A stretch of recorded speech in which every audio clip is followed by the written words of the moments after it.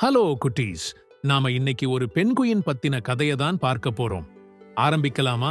ஒரு காலத்துல அண்டார்டிகா குளிர் பிரதேசத்தில் வாசு எனும் பெண்குயின் தன் குடும்பத்துடன் கதகதப்பான பனி குகைக்குள் வாழ்ந்து வந்தது. அந்த குகை பனி பொழிவு மற்றும் உறைய வைக்கும் காற்றுக்கு நடுவில் இருந்தது.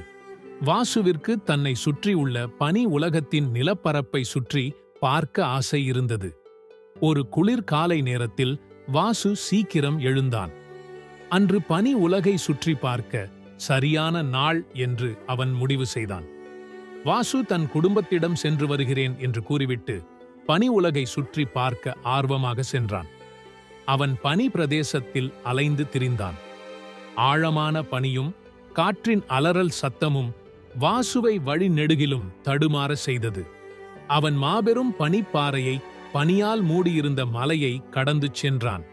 அவன் வீட்டிலிருந்து தொலைதூரம் கடந்து வந்த பிறகு பனி அதிகமாக விழத் தொடங்கியது. வானம் இருள் சூழ ஆரம்பித்தது. வாசு இதற்கு முன் சென்ற இடங்களை விட தற்போது வந்துள்ள இடம் அதிக தொலைவில் இருக்கிறது என்று அவன் புரிந்து கொண்டான். திடீரென காற்று வீச ஆரம்பித்தது. பனிப்புயல் தொடங்கியது.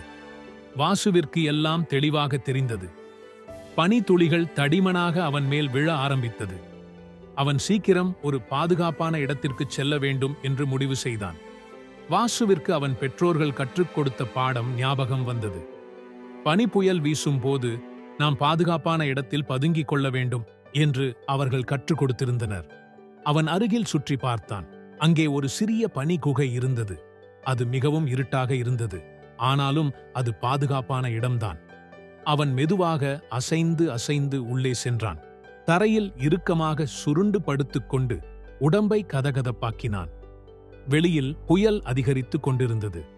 ஆனால் பனி குகைக்குள் வாசு பாதுகாப்பாக இருந்தான். அமைதியாக இருப்பதும் புயல் கடந்து செல்லும் வரை காத்திருப்பதும் மிக முக்கியம் என்று அவனுக்கு நன்றாக தெரியும். அவன் ஓய்வு எடுத்துக் கொண்டிருக்கும் போது வாசு தன் குடும்பம், வீடு பற்றி யோசித்து பார்த்தான். அவன் அவர்களை நினைத்து வருத்தப்பட்டான். அவன் தனிமையை உணர்ந்தான். ஆனால் அவன் வலிமையாக இருப்பதை நினைத்து பெருமைப்பட்டான்.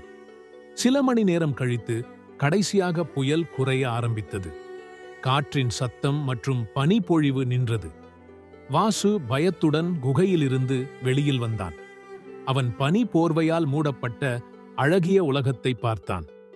வாசு வீட்டிற்குச் செல்ல வழி தெரிந்தாலும் வீடு கொஞ்சம் தொலைதூரத்தில்தான் இருக்கிறது.